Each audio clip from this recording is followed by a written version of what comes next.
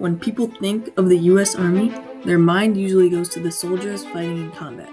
However, there is another branch that most don't know about, and that is the Army Corps of Engineers. The Army Corps of Engineers, or USACE, is a federal agency that supports the military by navigation, building infrastructure, and breaching obstacles. Along with that, they also provide environmental projects, waterway regulation, and hydroelectric power. All of these things that the USACE does keeps people safe and makes life more efficient. They have the responsibility of protecting rights promised to U.S. citizens. This documentary will explain in depth the rights and responsibilities of the USACE, if they have been able to carry out their responsibilities, and whether they deserve any specific rights that they don't already have. The U.S. Army Corps of Engineers began in 1775, when Congress appointed the first engineer officers preparing for the Revolutionary War. During this time, they played important roles in numerous battles, such as Bunker Hill and Yorktown, by building forts and fortifying land to clear paths.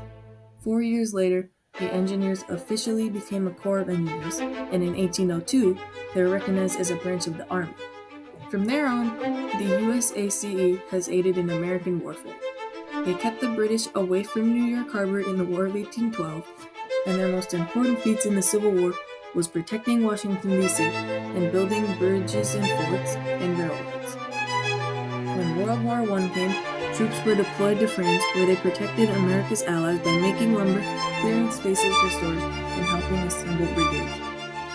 World War II was one of their greatest successes. The USACE had formed many divisions at this point, so they were able to be involved in many tasks. This includes D-Day, where the engineers were some of the first troops to land, since they had to remove all German obstacles before the Allies could invade. The USACE was also part of the design and construction process in the Manhattan Project. This means that two turning points of World War II were partly serviced by the USACE. They had key roles in the development of America, from the establishment of the nation to the present day. When the USACE is not at war, they work on projects auxiliary to civilians. Many of these projects relate to water regulation. The most important part of these is most likely flood risk control. Army engineers manufacture levees and dams to prevent tidal rivers from destroying numerous homes.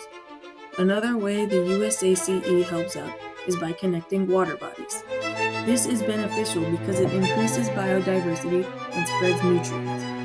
It also provides more transportation between states and countries. The most famous instance of the USACE moving waterways was the construction of the Panama Canal, which linked the Atlantic and Pacific Ocean and made it easier and safer to trade.